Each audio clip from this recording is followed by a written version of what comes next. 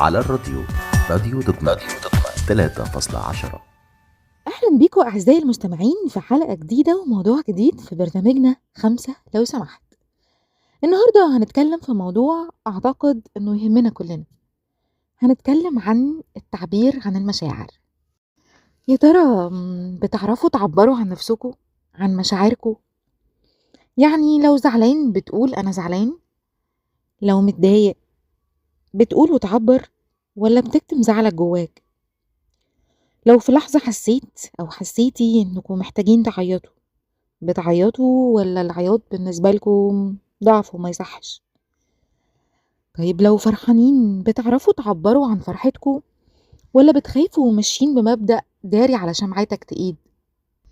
يا ترى التعبير عن لحظات الضعف والفرح ده شيء غلط ولا ده من حق نفسك عليك؟ تعالوا نروح فاصل ونرجع وأقول لكم رأي الكتاب المقدس في موضوع حلقتنا النهاردة. أول مرة أكون جايلك عشان أقضي راحتي معاك وأقولك عاللي جوايا وأفضفض بالكلام وياك وألاقي نفسي مش بنطق ومش عارف أقولك إيه. ما قلتش كلمتين على بعض ومعرفش الكلام راح فين، ومن ساعة ما جيت ساكت وبدل الساعة فاتوا 2، وكل ما أقول هقول ما بقولش ومش عارف أنا ساكت ليه. ورجعنا تاني ليكوا موضوع التعبير عن المشاعر. فاكرين لما رب يسوع شاف مريم أخت لعازر بتبكي عشان لعازر مات؟ فاكرين الكتاب المقدس قال إيه؟ قال عن رب يسوع إنه انزعج بالروح واضطرب، وبعدها قال وبكى يسوع. يعني رب يسوع عبر عن مشاعره وبكى. يعني التعبير مش غلط ولا عيب، مش شطارة ولا قوة منك إنك تكتم مشاعرك. الشطارة بجد إني أعرف إزاي وإمتى والمين أعبر عن مشاعري. أنت كمان عليك دور.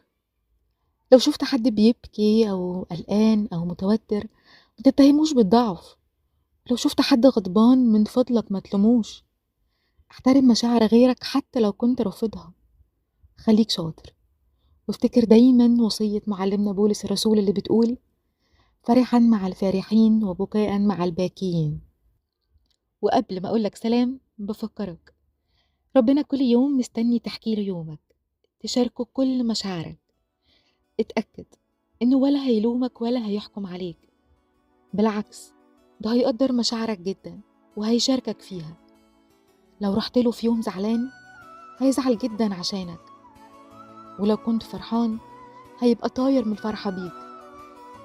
سلام، ونتقابل في حلقة جديدة من 5 لو سمحت. زي الورقة يا رب مشاعري أول ما تشوفها بتقراها، وإن كان فيها حاجة بتوجعني ما تسيبنيش غير لما انساها. زي الورقة يا رب مشاعري أول ما تشوفها بتقراها، وإن كان فيها حاجة بتوجعني ما تسيبنيش غير لما انساها. راحة قلبي يا رب معاك لما أنا بضعف بجري عليك، أقعد وأتكلم وياك وأشكي هموم الدنيا دي ليك. راحة قلبي يا رب معاك لما أنا بضعف بجري عليك، أقعد وأتكلم وياك وأشكي هموم الدنيا دي ليك.